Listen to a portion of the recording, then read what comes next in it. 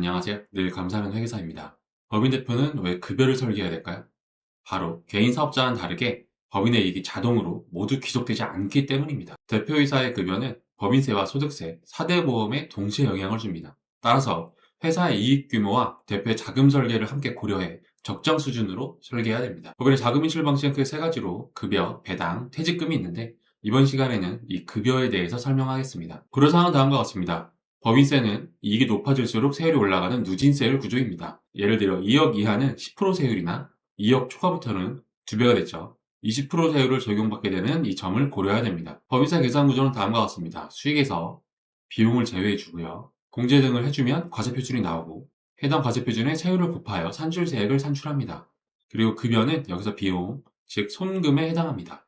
즉 해당 비용이 높아질수록 세금이 줄어들게 됩니다. 이 비용 처리되는 급여의 경우 근로소득세가 부과되며 이는 소득이 높아질수록 세율이 올라가는 누진세율 구조입니다. 예를 들어 5천만 원부터 8,800만 원 과세표준까지는 24%를 적용받는데 8,800만 원을 초과하면서부터 35%의 세율로 기존 세율의 50% 가까이 증가하게 되니까요. 이 구조를 고려해야 됩니다. 그리고 급여의 경우 흔히 말하는 4대 보험료가 부과됩니다.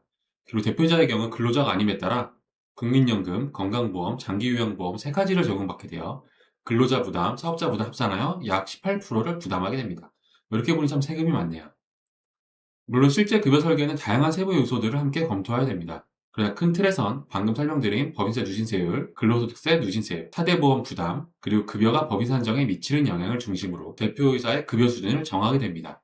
회사와 대표님의 상황은 각각 다르기 때문에 급여 설계에 하나의 정답이 있는 것은 아닙니다. 따라서 다음 내용은 100% 지분을 가정하여 대표이사 급여 설계의 방향성을 이해하기 위한 한 예시로 봐주시길 바랍니다.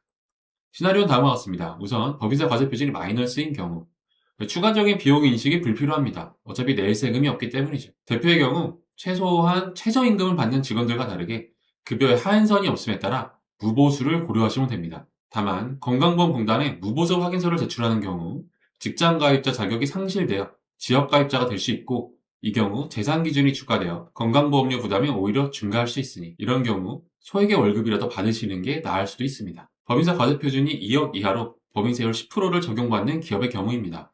법인세 과표 2억 이하는 비용에 따른 법인세 절감 효과가 크지 않으니 생활비 충당이 가능한 최소한을 가정하는 것이 좋습니다. 네, 보시면 소득세와 4대 보험 개인과 기업 부담분의 합계가 절세 효과를 비교하면 마이너스인 것을 볼 수 있습니다. 즉 절세 효과보다 지출되는 것이 많다는 것입니다. 네, 가계지출의 평균이 월 400만 원 수준입니다. 대표님들은 보통 월에 4,400만 원을 받을 수 있는 회사연봉 6천만 원을 주로 설정하시고요. 네, 많이들 말하시는 월 500급여 설정이 이것입니다. 네, 법인세 과표가 2억을 충분히 초과하게 되면 총급여 6천만 원까지는 오히려 급여를 받아야 유리한 상태가 됩니다. 보시면 개인소득세와 4대 보험의 합계보다 절세 효과가 더 큰 것을 볼 수 있습니다. 네, 플러스 금액이 나오죠. 다만 이익연금이 늘어나게 되면 여러 가지 문제가 발생합니다. 그 이상도 고려할 필요가 있고요. 총급의 약 1.2억부터는 각종 공제 후 근로소득 과세표준이 세율 구간 35%가 되기 때문에 1.2억까지 설정이 경제적입니다. 네, 보시면 효과의 증분 금액이 1.4억부터는 2배로 뛰는 것을 볼 수 있습니다. 24%의 세율이 35%로 급격히 증가하는 구간을 지나면 세율 구간은 2%에서 3% 정도로 점진적으로 상승하기 때문에 증액에 대한 세율 효과가 크지 않으므로 이후에는 상속 증여와 퇴직금, 기업 생애 주기를 고려하면서 급여를 설정하여야 됩니다. 주의할 점은 다음과 같습니다. 국세청이 세무조사에 나와서 다음과 같이 말할 수 있습니다.